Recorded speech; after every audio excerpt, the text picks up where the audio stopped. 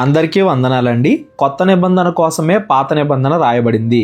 యేసుక్రీస్తు వారి గురించి మనుషులందరూ తెలుసుకోవాలి, ఆయన రాకకి సిద్ధపడాలి అనే ఉద్దేశంతోటే పాత నిబంధన మొత్తం రాయబడింది అనే విషయాన్ని ఈ వీడియోలో మనందరం కూడా ఆలోచిద్దాం. చాలామంది హిందువులు, కొంతమంది క్రైస్తవులు ఏమనుకుంటారు అంటే యేసుక్రీస్తు వారు కేవలం 2000 సంవత్సరాల క్రితం నుండి మాత్రమే ఉన్న వ్యక్తి, అంతకుముందు యేసుక్రీస్తు అనే ప్రస్తావనే లేదు అని పొరబడుతూ ఉంటారు. బైబిల్ని తప్పుగా అర్థం చేసుకుంటూ ఉంటారు. అలా కాదు. పాత నిబంధన మొదటి పుస్తకం మొదటి అధ్యాయం మొదటి వచనం నుండి పాత నిబంధన చివరి పుస్తకం చివరి అధ్యాయం చివరి వచనం వరకు పాత నిబంధన మొత్తం యేసుక్రీస్తు వారిని సూచించడానికే అనే విషయాన్ని మనందరం కూడా గుర్తుపెట్టుకోవాలి. మొత్తంగా పాత నిబంధనలో 500 కంటే ఎక్కువ ప్రవచనాలు యేసుక్రీస్తు మెస్సేయ గురించి రాయబడ్డాయి. అవన్నీ కూడా ఆలోచించుకుంటూ వెళ్తే ఈ వీడియోలో ఎంత సరిపోదు. కాబట్టి ఈరోజు మనం యేసుక్రీస్తు వారి పుట్టుక, ఆయన మరణం, ఆయన పునరుద్ధానాలకు సంబంధించిన 20 పాత నిబంధన ప్రవచనాలని ఈ వీడియోలో చూద్దాం. అందులో మొదటి అంశం యేసుక్రీస్తు వారు దావీదు వంశంలో పుట్టడం. యేసుక్రీస్తు వారు అబ్రహాము సంతానాన్ని పుడతాడు, ఇస్సాకు సంతానాన, యాకోబు సంతానాన, యోధా గోత్రంలో, ఇవన్నీ కూడా చాలా ఉన్నాయి. వాటన్నిటికీ సారాంశంగా దావీదు వంశంలో పుడతాడు అనే ఒక్క వచనం మాత్రమే ఈరోజు మనం ఆలోచిద్దాం. యెషయా గ్రంథం 9వ అధ్యాయం 6వ వచనంలో మెస్సయ్య పుడతాడు, పరలోక రాజ్యాన్ని స్థాపిస్తాడు అని చెబుతూనే ఆయన దావీదు వంశంలో పుడతాడు అని యెషయా గ్రంథం 9వ అధ్యాయం 7వ వచనం మనకు చెప్తుంది. ఈ వాక్య నెరవేర్పుని లూకా సువార్త 1వ అధ్యాయం 32వ వచనంలో కూడా మనం గమనించవచ్చు. దేవదూత తల్లి అయిన మరియతో మాట్లాడుతూ రాబోయే మెస్సయ్య దావీదు వంశంలో పుడతాడు అని పాత నిబంధన చెప్తుంది కదా యెషయా గ్రంథం, అది ఇక్కడ నెరవేరుతుంది అని దేవదూత తల్లి అయిన మరియతో మాట్లాడడం కూడా మనం గమనిస్తాం. దీనికి యాక్చువల్గా యోసేపు వంశావళి చూసినా ఆయన దావీదు వంశంలో పుట్టినవాడే, మరియ యొక్క వంశావళి చూసినా ఆవిడ కూడా దావీదు వంశంలో పుట్టిన ఆవిడే.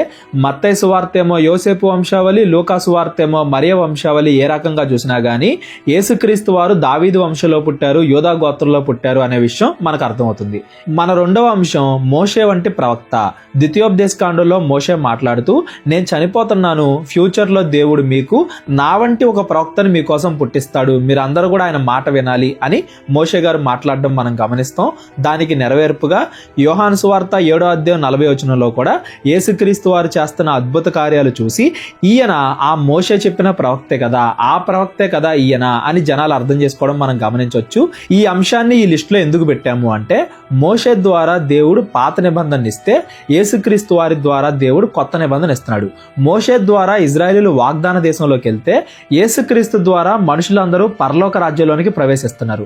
మోషే ఎలా అయితే అద్భుతాలు చేసి ఐగుప్తు బానిసత్వం నుండి ఇజ్రాయెల్ని కాపాడాడో, యేసుక్రీస్తు వారు చేసిన అద్భుతాలు త్యాగం ద్వారా పాపం అనే బానిసత్వం నుండి మనుషులందరూ కూడా బయటపడుతున్నారు. ఈ అంశాలన్నీ కూడా యేసుక్రీస్తు వారు పుడితేనే సాధ్యమవుతాయి. కాబట్టి యేసుక్రీస్తు వారి పుట్టుక, మరణం, పునరుద్ధానాలకి సంబంధించిన ప్రవచనాల్లో ఈ మోషే వంటి ప్రవక్త అనే ప్రవచనాన్ని కూడా చేర్చడం జరిగింది.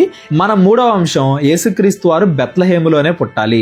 మీకా గ్రంథం 5వ అధ్యాయం 2వ వచనంలో బెత్లెహేములోనే మెస్సయ్య పుడతాడు అని ప్రవచిస్తుంది. ఆ ప్రవచనం నెరవేర్పును కూడా మత్తయి సువార్త 2వ అధ్యాయం 1వ వచనంలో మనం గమనించవచ్చు. రాజైన హేరోద్ దినముల్లో బెత్లెహేములో యేసుక్రీస్తు వారు పుట్టారు అనే విషయాన్ని. మన నాలుగో అంశం యేసుక్రీస్తు వారు కన్యక్కే జన్మించాలి. యెషయా గ్రంథం 7వ అధ్యాయం 14వ వచనంలో దేవుడు ఒక సూచన చూపిస్తాడు, కన్యక కుమారుణ్ణి కంటుంది అనే ప్రవచనాన్ని మనం చూస్తాం. మనుషులందరూ పుట్టడం వేరు, దేవుడు పరలోకాన్ని విడిచి భూమి మీదకి రావడం వేరు. దేవుడు పరలోకాన్ని విడిచి భూమి మీదకు వస్తున్నాడు అనే దానికి సూచనగా కన్యక గర్భం ధరిస్తుంది అని యెషయా గ్రంథం ప్రవచించడాన్ని మనం గమనించవచ్చు. ఆ ప్రవచనం నెరవేర్పు మత్తయి సువార్త 1వ అధ్యాయం 18వ వచనంలో యోసేపు మరియ ఒకటి కాకమునిపే మరియ కన్యకగా ఉన్నప్పుడే యేసుక్రీస్తు వారు మరియ గర్భంలోనికి ప్రవేశించారు అనే విషయాన్ని మనం గమనించవచ్చు. మన ఐదవ అంశం మెస్సయ్య గాడిద మీద ఇజ్రాయెల్ అందరికీ ప్రత్యక్షం అవడం. జకర్యా గ్రంథం 9వ అధ్యాయం 9వ వచనంలో మెస్సయ్యని మీరు అందరూ గుర్తించడానికి ఆయన గాడిద మీద రాజు వలె మీ యొద్దకు వస్తాడు అనే ప్రవచనాన్ని మనం గమనిస్తాం. యోహాను సువార్త 12వ అధ్యాయం 14వ వచనంలో యేసుక్రీస్తు వారు గాడిద మీద అందరికీ కూడా కనబడి ఆ ప్రవచనాన్ని నెరవేర్చారు. అందరికీ అర్థమయ్యేలాగా ఆయనే మెస్సయ్య అని అందరికీ అందరికీ తెలియజేశాడు అనే విషయాన్ని కూడా మనం గమనించవచ్చు. మన 6వ అంశం, స్వజనుల చేత, తన సొంత జనం చేతనే యేసుక్రీస్తు వారు తిరస్కరించబడాలి. కీర్తనల గ్రంథం 118వ అధ్యాయం 22వ వచనంలో ఇల్లు కట్టువారు నిషేధించిన రాయి మూలకు తలరాయి ఆయను అనే ప్రవచనాన్ని మనం గమనిస్తాం. ఆ సందర్భం మొత్తం మనం చదువుకున్నా గానీ ఇది మెస్సయ్య గురించిన ప్రవచనం అనేది మనకు అర్థమవుతుంది. అపోస్తుల కార్యాలు 4వ అధ్యాయం 10వ వచనంలో యేసుక్రీస్తు వారి శిష్యులు మాట్లాడుతూ, మీరందరూ అనగా ఇజ్రాయేల్ ప్రజలందరూ తెలుసుకోవాల్సింది ఏంటంటే, మీరు సిలువ వేసిన మృతుల్లో నుండి లేచిన యేసుక్రీస్తు వల్లే ఇదంతా కూడా జరుగుతుంది. ఇల్లు కట్టువారు నిషేధించిన రాయి మూలకు తలరాయి ఆయను. తన సొంత జనాంగం ఇజ్రాయేలీలు యూదులే తిరస్కరించినా గాని, ఎవరు పరలోకం వెళ్లాలన్నా గాని యేసుక్రీస్తు వారే ఆధారం అన్నట్లుగా దేవుడు దాన్ని మార్చాడు. ఇల్లు కట్టువారు నిషేధించిన రాయి మూలకు తలరాయి ఆయను. ఇకపోతే మన 7వ అంశం, శిష్యుల్లో, యేసుక్రీస్తు వారి శిష్యుల్లోనే ఒకడు యేసుక్రీస్తు వారిని అప్పగించాలి. కీర్తనల గ్రంథం 41వ అధ్యాయం 9వ వచనంలో, నేను నమ్ముకొనిన నా విహితుడు నా ఇంట భోజనము చేసిన వాడు నన్ను తన్నుటకై తన మడిమెనెత్తెను అనే ప్రవచనాన్ని మనం గమనిస్తాం.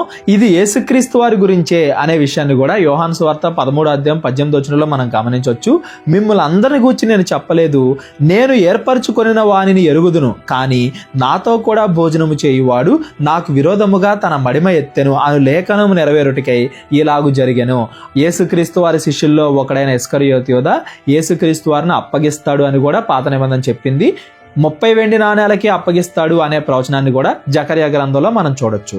మన 8వ అంశం, యేసుక్రీస్తు వారిని శిక్షించే ముందు ఒక దోషిని విచారించినట్టుగా ఆయన్ని కూడా విచారించాలి అని యెషయా గ్రంథం 53వ అధ్యాయం 8వ వచనంలో మనం గమనించవచ్చు. అన్యాయపు తీర్పు నొందిన వాడే అతడు కొనిపోబడెను. తీర్పు తీర్చే దేవుడే మనుషుల చేత అన్యాయపు తీర్పును భరించడానికి భూమి మీదకు రావాలి అని యెషయా గ్రంథం 53వ అధ్యాయం 8వ వచనం మనకు చెప్తుంది. ఈ ప్రవచన నెరవేర్పును కూడా మత్తయి సువార్త 27వ అధ్యాయం మనం గమనించవచ్చు.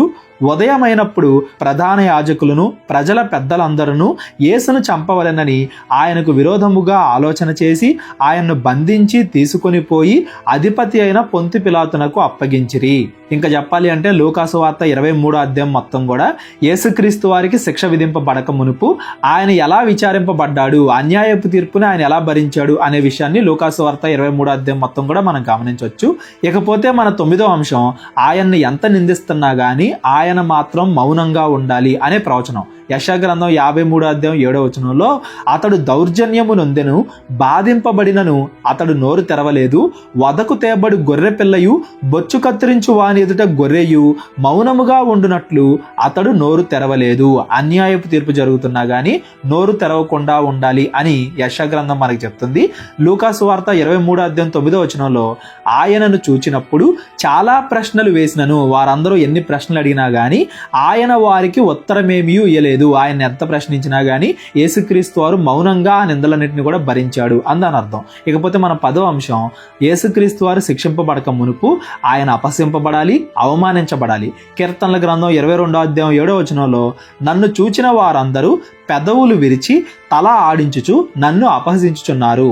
యెహోవా మీద నీ భారము మోపుము, ఆయన వానిని విడిపించునేమో, వాడు ఆయనకు ఇష్టుడు కదా, ఆయన వాణ్ణి తప్పించునేమో అందురు అనే ప్రవచనాన్ని మనం చూస్తాం. లూకాసు వార్త 23వ అధ్యాయం 11వ వచనంలో కూడా, హేరోదు తన సైనికులతో కలిసి ఆయనను తృణీకరించి అపహసించి ఆయనకు ప్రశస్తమైన వస్త్రము తొడిగించి పిలాతునొద్దకు మరలా పంపెను. అంటే వాళ్ళందరూ కూడా అవమానిస్తున్నారు, అపహసిస్తున్నారు అనేది మనకు కనబడుతుంది. అదే లూకాసు వార్త 23వ అధ్యాయం 35వ వచనంలో, ప్రజలు నిలవబడి చూచుచుండిరి, అధికారులను వీడు ఇతరులను రక్షించను, వీడు దేవుడు ఏర్పరచుకున్న క్రీస్తు అయిన ఎడల తన్ను తాను రక్షించుకొనమని అపహసించిరి. యేసుక్రీస్తు వారిని అపహసించారు, అవమానించారని కీర్తనల గ్రంథం చెప్తుంది. లూకాసు వార్తలో అది నెరవేరింది. ఇక మన 11వ అంశం, శత్రువులచే యేసుక్రీస్తు వారు కొట్టబడాలి, ఆయన మొహం మీద ఉమ్మివేయాలి. యెషయా గ్రంథం 50వ అధ్యాయం 6వ వచనంలో, కొట్టువారికి నా వీపును అప్పగించి తిని, వెంట్రుకలు పెరికివేయు వారికి నా చెంపలను అప్పగించి తిని, ఉమ్మివేయు వారికి అవమానించు వారికి నా ముఖమును దాచుకొనలేదు అనే ప్రవచనాన్ని మనం చూస్తాం. యేసుక్రీస్తు వారిని కొరడాలతో కొట్టడం, ఆయన మీద ఉమ్మివేయడం, ఈ ప్రవచన నెరవేర్పును కూడా మన కొత్త నిబంధనలో మనం గమనించవచ్చు. మార్కు సువార్త 14వ అధ్యాయం 65వ వచనంలో, కొందరు ఆయన మీద ఉమ్మివేసి ఆయన ముఖమునకు ముసుగు వేసి ఆయన్ను గుద్దుచు ప్రవచించుమని ఆయనతో చెప్పసాగిరి. బంట్రౌతులను ఆయనను అరచేతులతో కొట్టి పట్టుకొనిరి. యేసుక్రీస్తు వారిని సిలువ వేయక మునిపే ఆయన్ని బాధించాలి, కొట్టాలి, తిట్టాలి, ఆయన చర్మాన్ని చీర్చాలి, ఆయన పొందిన దెబ్బల చేత మనకి స్వస్థత కలుగుతుంది. ఇదంతా కూడా పాత నిబంధన చెప్పింది, కొత్త నిబంధనలో నెరవేరింది అనే విషయాన్ని మనం గమనించాలి. 12వ అంశం, యేసుక్రీస్తు వారు సిలువ వేయబడడం ద్వారా మరణించాలి. కీర్తనల గ్రంథం 22వ అధ్యాయం 16వ వచనంలో, కుక్కలు నన్ను చుట్టుకొని ఉన్నవి, దుర్మార్గులు గుంపుగూడి నన్ను ఆవరించి ఉన్నారు, వారు నా చేతులను నా పాదములను పొడిచి ఉన్నారు. చేతుల్లో పాదాల్లో మేకులు కొట్టడం అనేది శిలువ మరణంలో మాత్రమే జరుగుతుంది. మెస్సయ సిలువ వేయబడాలి అని పాత నిబంధన చెప్తుంది. మార్కు సువార్త 15వ అధ్యాయం 25వ వచనంలో కూడా సుమారుగా పగల 9 గంటలప్పుడు యేసుక్రీస్తు వారిని సిలువ వేశారు అనే ఆ ప్రవచన నెరవేర్పును కూడా మనం గమనించవచ్చు. యేసుక్రీస్తు వారిని సిలువ వేస్తున్నప్పటికీ ఎవరైతే అతన్ని సిలువ వేస్తున్నారో అతని శత్రువుల గురించి మెస్సయ ప్రార్థన చేయాలి అనే ప్రవచనాన్ని కూడా పాత నిబంధనలో మనం గమనించవచ్చు. యెషయా గ్రంథం 53వ అధ్యాయం 12వ వచనంలో, ఏలయనగా మరణము నొందునట్లు అతడు తన ప్రాణమును ధారపోసెను, అతిక్రమము చేయు వారిలో ఎంచబడిన వాడు ఆయను, అనేకుల పాపమును భరించుచు తిరుగుబాటు చేసిన వారి గురించి విజ్ఞాపన చేసెను. ఎవరైతే తను చంపుతున్నారో వాళ్ళ గురించే ప్రార్థన చేస్తాడు అని యెషయా గ్రంథం చెప్తుంది. లూకా సువార్త 23వ అధ్యాయం 33వ వచనంలో, యేసుక్రీస్తు వారిని నేరస్తులతో పాటు సిలువ వేశారని, ఆయన సిలువేస్తున్నప్పుడు తండ్రి వీరేమి చేయుచున్నారో వీరు ఎరుగరు గనుక వీరిని క్షమించు అని యేసుక్రీస్తు వారు వాళ్ళ కోసం ప్రార్థన చేశాడు అనే విషయాన్ని కూడా మనం గమనించవచ్చు. ఇకపోతే మన 14వ అంశం, యేసుక్రీస్తు వారికి చేదు నీళ్ళు ఇవ్వాలి, చిరకనివ్వాలి అనే విషయం. కీర్తనల గ్రంథం 69వ అధ్యాయం 21వ వచనంలో, వారు నాకు చేదును ఆహారముగా పెట్టిరి, నాకు దప్పికైనప్పుడు చిరకను తాగనిచ్చిరి అనే ప్రవచనాన్ని మనం చూస్తాం. మత్తయి సువార్త 27వ అధ్యాయం 34వ వచనంలో యేసుక్రీస్తు వారికి చేదు కలిపిన ద్రాక్షరసాన్ని తాగించారని, యోహాను సువార్త 19వ అధ్యాయం 28వ వచనంలో యేసుక్రీస్తు వారు లేఖనము నెరవేరునట్లు నేను దప్పిక గొనుచున్నాను అని మాట్లాడడం, వాళ్ళు చిరకనివ్వడం, ఆ చిరక పుచ్చుకొని యేసుక్రీస్తు వారు సమాప్తమైనది అని చెప్పడం కూడా మనం గమనించవచ్చు. అంటే యేసుక్రీస్తు వారు చనిపోయే ముందు కూడా తన శరీరాన్ని ఇంకా బాధపరుచుకోవాలి అని చూస్తున్నారు. ఆయన చనిపోయే ముందు ఆ చేదు నీళ్లు తాగినా చనిపోతాడు, తాగకపోయినా చనిపోతాడు. అయినా కానీ మనుషులందరి పాపాల కోసం ఆయన శ్రమ పడాలి కాబట్టి ఆ ఆఖరి శ్రమ కూడా ఆయన భరించి ఆ చేదు చురక ఆయన పుచ్చుకొని ఆ తర్వాత మరణించాడు అనే విషయాన్ని కూడా మనం గమనించాలి. మన 15వ అంశం, మెస్సయ్య యొక్క ఎముకలు విరగ్గూడదు. నిర్గమకాండం 12వ అధ్యాయం 46వ వచనంలో, మనుషుల పాపాలకి బదులుగా అర్పింపబడే పస్కా పశువు యొక్క ఎముకలు విరగ్గూడదు అనే ఆజ్ఞను మనం గమనిస్తాం. యేసుక్రీస్తు వారు కూడా మనుషులందరి పాపాలకి బదులుగా ఒక్కసారే మరణిస్తున్నాడు కాబట్టి ఆయన ఎముకలు కూడా విరగ్గూడదు అనే విషయాన్ని కీర్తనల గ్రంథం 34వ అధ్యాయం 20వ వచనంలో మనం గమనిస్తాం.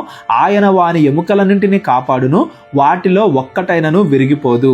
యోహాను సువార్త 19వ అధ్యాయం 36వ వచనంలో ఈ ప్రవచన నెరవేర్పును మనం గమనిస్తాం. యేసుక్రీస్తు వారు చనిపోయే సమయానికి ఆయన ఎముకల్లో ఒకటి కూడా విరిగిపోలేదు.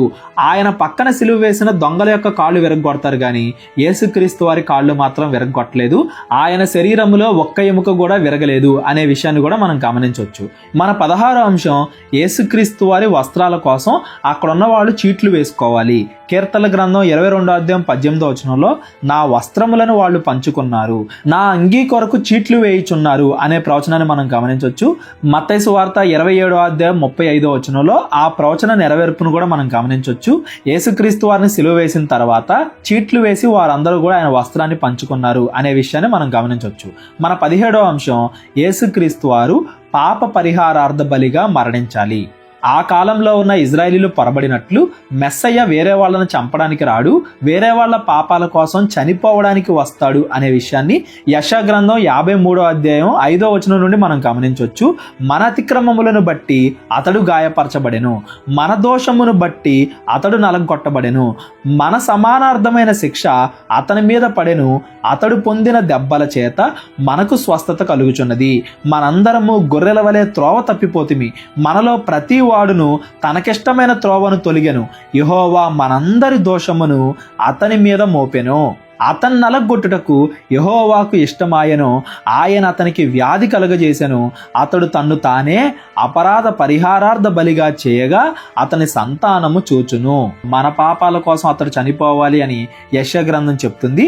దీని నెరవేర్పును కూడా మనం కొత్త నిబంధనలో గమనించవచ్చు. యేసుక్రీస్తు వారు మనందరి పాపాల కోసం చనిపోయాడు అని. బాప్తిస్మిచ్చి యోహాను యేసుక్రీస్తు వారిని చూసి ప్రజలందరితో ఇదిగో లోక పాపమును మోసుకొని గొర్రెపిల్ల అని అందరికీ చెప్పడాన్ని కూడా యోహాను సువార్త 1:29 మనం గమనించవచ్చు. ఇక మన 18వ అంశం, యేసుక్రీస్తు వారు చనిపోయిన తరువాత ఒక ధనవంతుని సమాధిలో ఆయన దేహాన్ని పెట్టాలి అని. యెషయా గ్రంథం 53:9 అతడు మరణమైనప్పుడు భక్తిహీనులతో అతనికి సమాధి నియమింపబడెను, ధనవంతుని యొద్ద అతడు ఉంచబడెను, నిశ్చయముగా అతడు అన్యాయమేమీ చేయలేదు, అతని నోట ఏ కపటము లేదు. ఈ ప్రవచనం మత్తయి సువార్త 27:57 నుండి మనం చూడొచ్చు.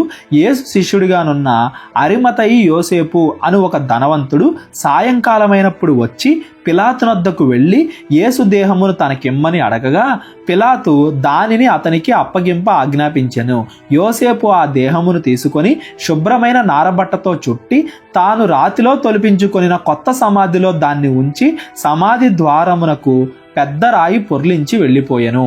యేసుక్రీస్తు వారి దేహం పెట్టబడిన సమాధి ఎవరిది అనే విషయం కూడా పాత నిబంధనలో ప్రవచింపబడింది, కొత్త నిబంధనలో అది నెరవేరింది. మన 19వ అంశం, యేసుక్రీస్తు వారు చనిపోయిన తరువాత మరలా తిరిగి లెగాలి, మృతుల్లో నుండి ఆయన లెగాలి. కీర్తనల గ్రంథం 16:10 ఎందుకనగా నీవు నా ఆత్మను పాతాళములో విడిచిపెట్టవు, నీ పరిశుద్ధుణ్ణి కుళ్ళు పట్టనీయవు అనే ప్రవచనాన్ని మనం చూస్తాం. యేసుక్రీస్తు వారు చనిపోయిన తర్వాత తిరిగి లేచారు అనే విషయాన్ని కూడా మత్తయి సువార్త 28:6 ఆయన ఇక్కడ లేడు, తాను చెప్పినట్టే ఆయన లేచి ఉన్నాడు అని దేవదూత చెప్పడం కూడా మనం గమనిస్తాం. యేసుక్రీస్తు వారు కేవలం చనిపోలేదు, చనిపోయి తిరిగి లేచారు. ఆ విషయం పాత నిబంధనలో కూడా ముందే చెప్పబడింది. మన ఆఖరి అంశం, యేసుక్రీస్తు వారు తిరిగి లేచిన తర్వాత పరలోకానికి వెళ్ళి దేవుడి కుడి పార్శ్వమున ఉండాలి. కీర్తనల గ్రంథం 110:1 ప్రభువు నా ప్రభువుతో సెలవిచ్చిన వాక్కు, నేను నీ శత్రువులను నీ పాదపీఠముగా చేయు వరకు నా కుడి పార్శ్వమున కూర్చుండుము అనే ప్రవచనాన్ని మనం గమనిస్తాం. దావీదు చెప్పిన ఆ ప్రవచనం లూకా సువార్త 24:51 నెరవేరింది. యేసుక్రీస్తు వారు శిష్యుల్ని ఆశీర్వదించి ఆయన వారిలో నుండి ప్రత్యేకింపబడి పరలోకమునకు ఆరోహణమాయను అనే సందర్భాన్ని మనం గమనిస్తాం. ఆయన పరలోకానికి వెళ్ళిన తర్వాత తండ్రి కుడిపార్శ్వమున ఉన్నాడు అనే విషయాన్ని కూడా అపోస్తుల కార్యాలు 2వ మనం గమనించవచ్చు. దావీదు ఇవన్నీ చెప్పాడు కదా, దావీదు సమాధి కూడా ఇంకా మన మధ్య ఉంది, కానీ యేసుక్రీస్తు వారి సమాధి మాత్రం ఖాళీగా ఉంది. ఎందుకంటే ఆయన తిరిగి లేచాడు, తిరిగి లేచి పరలోకానికి వెళ్ళాడు. మన ముందు ఇన్ని అద్భుత కార్యాలు చేసిన దేవుణ్ణి మనం నమ్మొద్దా? ఆయన్ని నమ్మి మనం మారు మనసు పొంది పాపక్షమాపణ పొందుకొని పరలోక రాజ్యంలో ప్రవేశించొద్దా అని శిష్యులు తర్వాత మాట్లాడడం కూడా అపోస్తుల కార్యాలు 2వ మనం తర్వాత గమనించవచ్చు. ఇలా మాట్లాడుకుంటా వెళ్ళిపోతే యేసుక్రీస్తు వారి పుట్టుక, ఆయన పరిచర్య, ఆయన మరణం, ఆయన పునరుద్ధానం, ఇలా పాత నిబంధనలో కొన్ని వందల ప్రవచనాలు ఉన్నాయి. మనం మాట్లాడుకున్నవి చాలా తక్కువ. ఇవి కూడా నేను మీ అందరికీ ఎందుకు గుర్తు చేస్తున్నాను అంటే, యేసుక్రీస్తు వారు కేవలం 2000 సంవత్సరాల క్రితం మాత్రమే ఉన్న వ్యక్తి కాదు, ఆయన సృష్టి ఆది నుండి కూడా ఉన్న వ్యక్తి. ఆదికాండం 1వ అధ్యాయం 1వ వచనానికి ముందే ఉన్న వ్యక్తి. నేను ఫ్యూచర్లో వస్తాను, వచ్చి ఏం చేస్తాను, ఎలా బ్రతుకుతాను, ఎలా చనిపోతాను, ఎలా తిరిగి లెగుస్తాను అని దేవుడే ముందు తన గురించి పాత నిబంధనలో చెప్పి వాటిని తర్వాత నెరవేర్చాడు. యేసుక్రీస్తు వారి గురించి చెప్పడానికే, కొత్త నిబంధన గురించి చెప్పడానికే పాత నిబంధన మొత్తాన్ని దేవుడు రాయించాడు. యేసుక్రీస్తు వారి గురించి మనుషుల్ని సిద్ధపరచడానికే పాత నిబంధన దేవుడు రాయించాడు అనే విషయాన్ని మనం జ్ఞాపకం పెట్టుకోవాలి. మరి యేసుక్రీస్తు వారు వాటన్నిటిని కూడా నెరవేర్చారు, చనిపోయారు, తిరిగి లేచారు. కాబట్టి ఇప్పుడు మన పాపాల కోసం ఆయన చనిపోయాడు అనే విషయాన్ని మనం గుర్తించి చేసిన పాపాలకి పశ్చాత్తాపడి మారు మనసు పొంది బాప్తీసం తీసుకుని పరిశుద్ధాత్మను పొందుకుని ఇక నుండైనా మనం మంచిగా జీవించాలి. అపోస్తలుల బోధయందు, సహవాసమందు, రొట్టె విరుచుటయందు, ప్రార్థన చేయుటయందు ఎడతెగక ఉండాలి అనే విషయాన్ని మనం గమనించాలి. ఇంకా చెప్పాలి అంటే యేసుక్రీస్తు వారు కరెక్ట్గా ఏ సంవత్సరంలో పుడతాడు, ఎన్ని సంవత్సరాల తర్వాత పుడతాడు అనేది కూడా దానియేలు 70 వారాల దర్శనంలో మనం గమనించవచ్చు. దాని గురించి ఇంకో రోజు ఇంకో వీడియోలో మనం మాట్లాడుకుందాం. ఇప్పటివరకు మాట్లాడినవన్నీ మీ అందరూ కూడా అర్థమైంది అనుకుంటున్నాను. ఎవరికైనా అర్థం కాకపోతే డిస్క్రిప్షన్లో నా నెంబర్ ఉంటుంది, కాల్ కానీ వాట్సాప్ కానీ చేయండి. బైబిల్ నేర్చుకోవాలి అన్న ఆసక్తి ఉన్న వాళ్ళు కూడా మా నెంబర్కి సంప్రదించండి. అందరికీ వందనాలు. దేవుడు మిమ్మల్ని అందరినీ కూడా దీవించి ఆశీర్వదించును గాక.